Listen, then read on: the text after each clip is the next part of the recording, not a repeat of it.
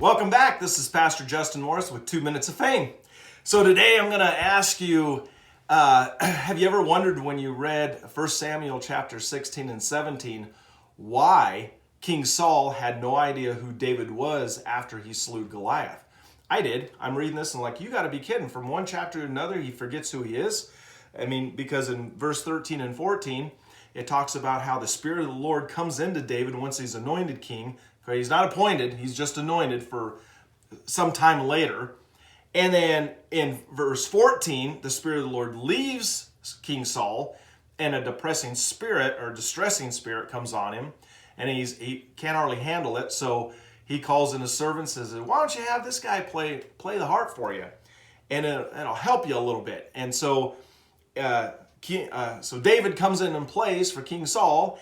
And in verse 21, it says, so David came to Saul and stood before him, and he loved him greatly, and he became his armor bearer. So now David is within the army, okay? Well, now in 1 Samuel chapter 17, David goes out and slews Goliath, and he comes walking up with the head, and Saul's like, who is this guy? And I'm like, wait a minute. Last chapter he loves him greatly, and now he doesn't know who he is. Well, I realized a lot of time had passed, and there was no real relationship there.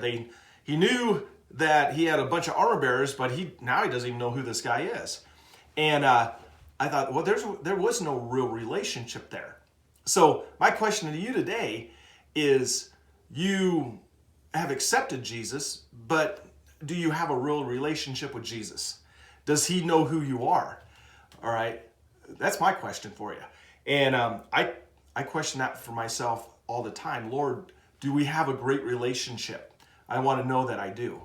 Have a great day, and we'll talk to you later.